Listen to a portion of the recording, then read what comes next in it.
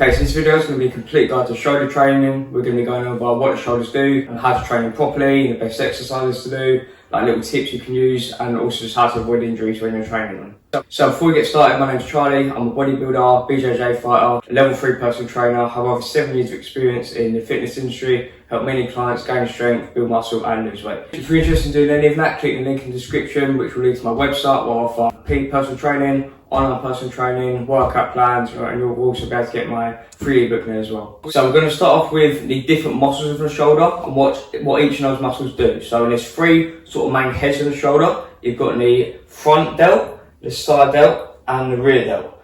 Each of those have different functions. So we'll start with the front of the shoulder. So it's mainly going to be used for movements where you're bringing your arms straight up in front of you, and also movements where you're bringing your arms in towards each other, like for a pec fly, for example, or something like that. Side delt is going to be predominantly used for bringing your arms straight out to your side, like for example lateral raise or like a shoulder press or something like that. And lastly, the rear delt, which is mainly used for bringing your arms sort of back behind you, like a rear delt fly, for example. Or it's also slightly used in movements where you bring your arm back straight behind you, which is going to be also done with some sort of rowing movements as well. So there, each muscle is like primary use. Pretty much all the muscles will be used at the same time in most movements. For example, lateral raise will use a bit of front delts and rear delts, as well as mainly doing your side delts. And something like a bent over lateral raise will still use a bit of side delts depending on how you do it. When you're training your shoulders and you're doing the shoulder movements, it is going to use a little bit of each head, but you can select different exercises and do each exercise differently to focus a little bit more on whatever head you'd like to focus on. Okay, so we're going to get the front delt out in the way first. So generally, this muscle is very overdeveloped relative to the rest of the shoulder, and especially in the back of the shoulder.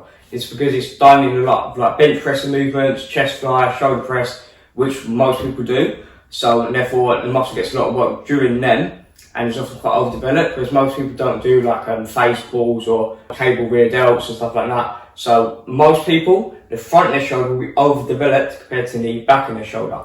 So for that reason, you don't pretty much ever really need to do direct front delt exercises, unless it's for like rehab purposes or you're beginning, just like to learn the movement, stuff like that. So if you were to train front delt, you can just do like front raise with a dumbbell or with a cable. They're perfectly fine, but as I said, it's generally overdeveloped, so you'll be better off putting more of your effort towards the side delt and the rear delt. Okay, so then we're going to be moving on to the side delt. So as I mentioned, it's mainly done in movements where you bring your arm straight up to your side. So any movement that's doing that, whether it be a lateral raise with dumbbells or on a cable, or like any sort of shoulder press or like a lateral raise machine, then will be you doing these side of your delts.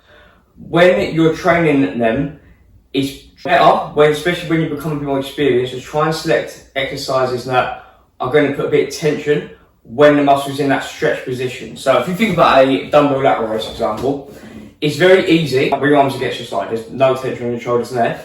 When you bring it up to that sort of high point where your body forms a T, there's going to be a lot of tension on your shoulder. However, it's not really going to be in a stretch position, well, it's not going to be in a stretch position when you're in that part of the rep. So if you were to do it instead up on a cable, you can set it up so that when you're in that stretch position and your arms are to your side, almost slightly across your body, then there is a lot of tension on your side delt when you're doing that. So that's a little bit more of an advanced option when you're doing them. I mentioned more into this as well in my book, The 10 Secrets of Fitness. It's completely free ebook. Just pick it up from my website, which will be linked in the description. It'll be sharing 10 secrets that anyone can use at any stage of their fitness journey to get the most out of their training, optimize their progress, and improve their mindset. If you're interested in doing any of that, as I said, it's completely free. Link in the description. Go check it out. It will also be worked on any sort of shoulder press movement as well. When you're doing the shoulder presses, you'll probably find it working the side delt a little bit more if you were to either do a dumbbell shoulder press or a fairly wider grip barbell shoulder press compared to like a narrow grip. As a narrow grip, we're using a little bit more of like the front delt just because it's aligned more with that part of the shoulder. We'll get to need something you've got to be aware of if you're going to be doing a wider grip on the shoulder press in the injuries part of this. But yeah, so any movement where you bring your arm to your side, main two are going to be any form of lateral raise or shoulder press, are going to be using your side of your shoulder predominantly. Lastly, we're going to cover rear delts. So as I mentioned, rear delts, their main use is going to be bringing your arm straight behind your body. They will also be used a little bit, bringing your arm straight back behind you, but the main focus is that bringing your arms apart. So good exercises for that would either be a bent over lateral raise, which is good. It will train the rear delts effectively. However, what we mentioned in the side delt part of this video mentioning that you want to try and put the muscle under tension when it's in that stretched position, if you're looking to grow it especially. So if you think about the bent over lateral raise, it's very similar to this lateral raise normally. And there's a lot of tension when your muscle is in a more contracted position, and no tension really when your muscle is in that stretched position. So if you were instead to do it like on like a cable, for example, you can set it up so that when you're doing it, there's a lot of tension in that stretched position. Just by like how you align the cable and how you stand to it, you can set it up and select it so that you will be getting like the most out of the exercise. If you don't have access to a cable, what you can do, and this will apply a bit to the normal lateral raise as well, is you can set up on a bench. You'll have to do it one arm at a time, so it'll take a little bit longer. But what you can do is lay on a bench and either do lateral raises or bent over lateral raises, that sort of movement, but on the bench. What that will do is it will align your body differently. So instead of your chest and shoulders facing straight to the ground, they're facing more to the side. And therefore, when you are doing the movement, you can set it up so that you do get in that stretched position with the tension when you're doing that movement. So it's a little bit of a better way of doing it. Normal lateral raises and bent over lateral raises definitely do work, but if you're looking for something else or you're looking for like a little bit more of an advanced option, especially when you're looking to like grow the muscle, that would be a good option for you to do as well. Okay, so now we're going to be going over how to prevent common injuries when you're training your shoulders. So a few just general bits of advice: try and avoid any sort of shoulder pressing when you're bringing the bar down behind your neck, especially true if you have shoulder injuries in the past, or if you just find like your shoulders are painful and they pop a lot and stuff like that. Reason being is because in that position of the rep, it's going to put your shoulders in a very vulnerable position. So either you won't be able to do it without any pain, or if you can do it, you'd have to limit the range of motion, which will limit the effectiveness of the exercise. So generally, want to avoid that. It is possible if you're doing it at a light weight and if you're really warmed up, but pretty much in all cases, it's better to do it when it's coming in front of you. The reason people do it is, well, the main benefit of it would be to target your rear delts a bit more. But instead of doing that, you could just do a normal shoulder press and then just do an extra few exercises for your rear delts. Just do it like in a safer way, really. Next tip is to avoid internally rotating or being in that thumbs down position when you're doing either lateral raises or front raises.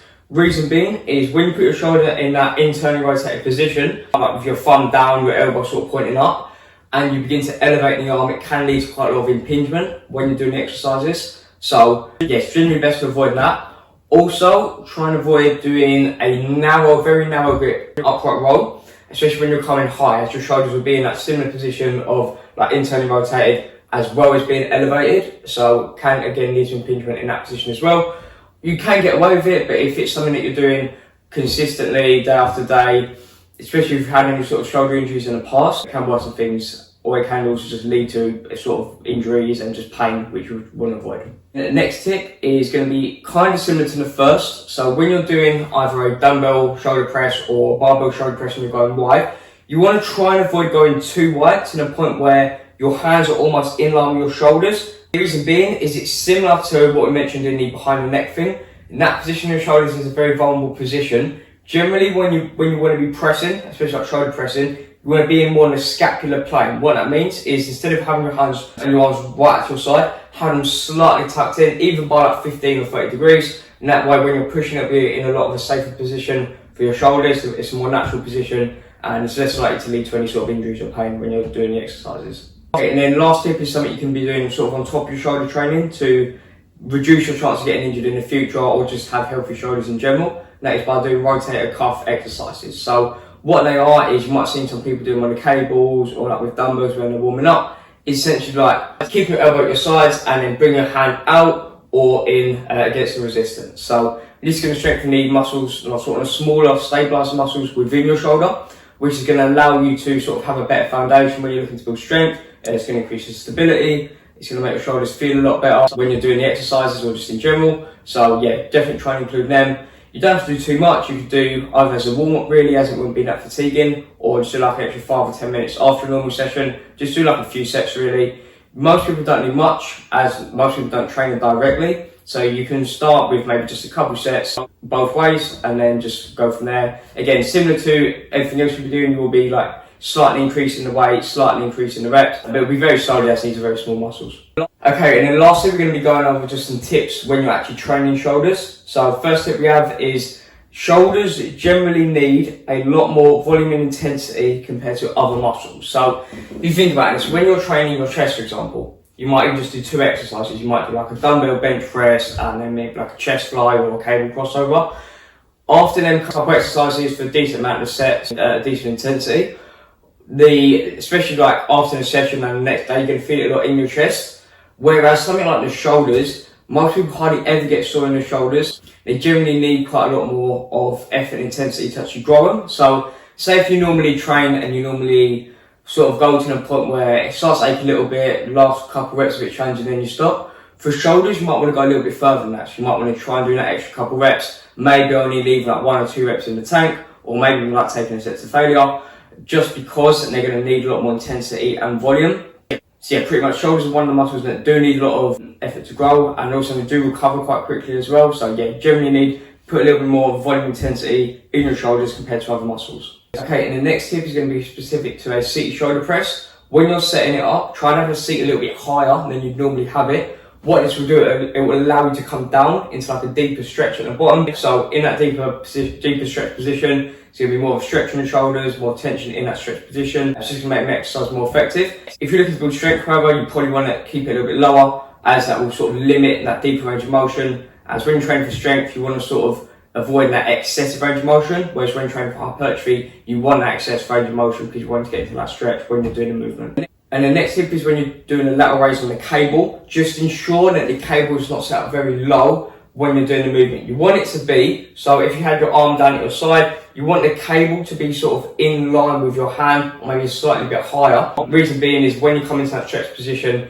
the cable is going to be pulling your arm sort of perpendicular to the line of your arm, meaning there's going to be a lot of tension there. If it's lower, it's going to be slightly more in a parallel position, therefore there's going to be less tension on your shoulders in that position. So yeah, try and have that a little bit higher, at least in line with your hand, or maybe like 1 or 2, just higher from there. And the next tip is when you're doing any sort of pressing movement on a bench, you want to try and have an incline up as high as possible. So if you were to have an incline at like a 30 or 45 degrees, it's going to be working like half chest, half shoulders almost. Whereas if you have that even higher to at least 60, almost up to like 90 degrees or whatever your bench goes up to the most, it's going to be working a lot more of your shoulders. So yeah, any sort of pressing movement, instead of doing it on an incline, on like a medium incline, try and have it all the way up, just to target your shoulders a little bit more. And then last tip is going to be, if you do have any sort of shoulder pains or it hurts your shoulders in sort of pressing movement, especially when you're coming down, what you can try instead is an Arnold press, which will be, it's very similar movement, but instead of, so after you've pushed up, instead of coming down with dumbbells to your side and your palms facing forward, you're going to come down with the dumbbells coming in and ending with your palms facing in towards you. Similar to like the end of a curl position, and then you'll be pushing up as you twist your arms back from there. So what it will do, it will just put your shoulders in like a sacred position when you're at the bottom, which will allow you to do the movement, and will still allow you to train your shoulders even if you've tried other movements and you still get like a little bit of pains from them.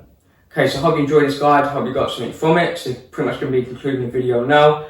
If you enjoyed the video, please just subscribe and like. And as I mentioned at the beginning, if you're interested at all in building muscle, gaining strength and losing weight, check the link in the description. We have access to everything that I offer, from personal training, online, in person, workout programs. We have access to my free book. So yeah, check that out. See you in a bit. Bye.